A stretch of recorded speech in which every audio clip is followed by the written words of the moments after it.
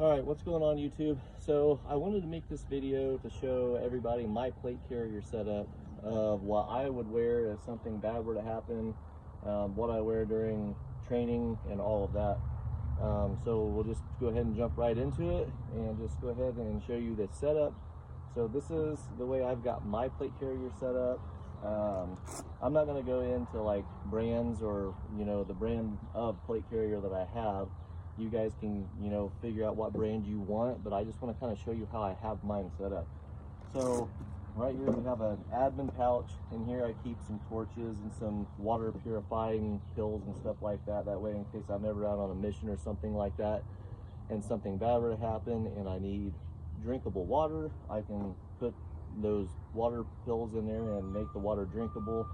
I can put my Atlas, my protractor and stuff in here in case I'm traveling or whatever.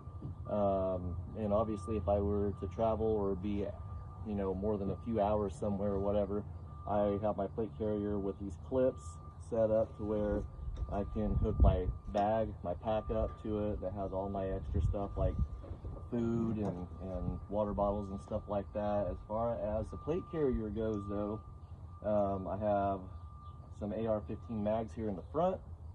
I have a razor pocket knife right here in case I need to cut something. I have my shot shells here in case I'm running my shotgun. I have another knife over here. This is not a knife like this one. This one here is like a pocket knife or a box cutter. It's to cut, used as like a tool. This knife over here is a full-size knife and it is for combat use primarily. Unless I were to lose this knife or something like that, and I needed to use the other one, this one is primarily just for combat. As far as the back side, actually, let's go over the sides real quick. So the side over here, I have a couple carabiners and a pair of shooting gloves or work gloves. If I ever have to do work, like do a work on a door, like if I'm breaching a door or something like that, and it's locked and I need to get in, and I'm going to do some work so that I don't cut my fingers, I have a pair of gloves here that I can wear. And then also anytime that I would ever need to use my rifle or anything like that, I would always wear my gloves just to keep my hands protected, because your hands are your first line of defense. Is pretty much like when you're doing stuff, you're hands-on with a lot of stuff, so you always want to make sure that you protect your hands. These have the knuckle guards in them. They're hard, but they're still, the fingers are still loose enough and thin enough that you can still shoot very comfortably in these. But if you were to have to punch something or hit something or whatever, your knuckles are protected as well. Right here we have a tourniquet.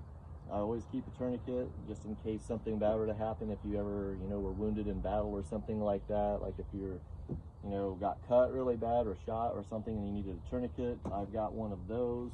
On the other side over here is primarily just extra AR-15 mags and my secondary weapon, my handgun.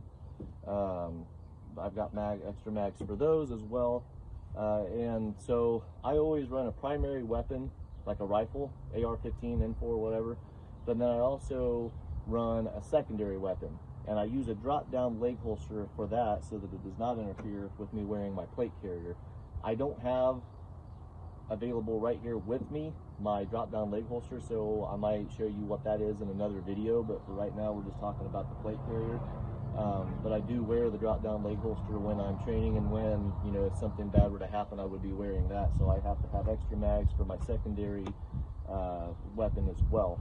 On the back side of this, I have AR-10 magazines, and I have extra mag pouches. It can go for that, you can fit AR-10, AR-15 mags in here, whatever you want to fit. And normally people ask me a lot, like, how are you going to reach those when you're in battle? You can't grab those behind your back like that. Well, these are not for me. These are for my second person that's with me, my my wingman. And so if we're out there running and gunning and say he loses his mags, or his mags are shot and destroyed, or if he just runs out of ammo, whatever he's running, whether it's AR-15, AR-10, whatever he's running, I can put his mags back here so that I can be running and gunning while he's out. He can come up behind me and grab one of his mags out of here and in turn I can actually rearm him by keeping his ammo on the back of my carrier. And then also, if we're both running the same gun and these mags fit my gun as well, if for some reason I were to run out of ammo or something like that, then I could also have him pull one of these out and I could use them. But primarily they're not for me, they're for my wingman. So also we've got a handle on this. It's a carry handle in case something bad happens, you know, like if I get shot or I go down, roll an ankle, break a leg, get shot, somebody has to pull me and drag me, they can use this handle to pull and drag. And then like I said also, the buckles on here I put on myself so that I can put my pack on in case I'm going out for more than just a few hours or so. That way I can take extra stuff, like clothes, blankets, ammo, food, water, water bottles, something like that. So that's how I have my plate carrier set up. I have a radio, but I do not have it on here at this time, so I'm not going to show you guys how I have that set up right now, but at some point I will. But that is the only thing on here that I'm not running. And just so that you guys know, because I know that people are curious what I'm running inside the plate carrier for armor, I have Kevlar layered AR-400 steel.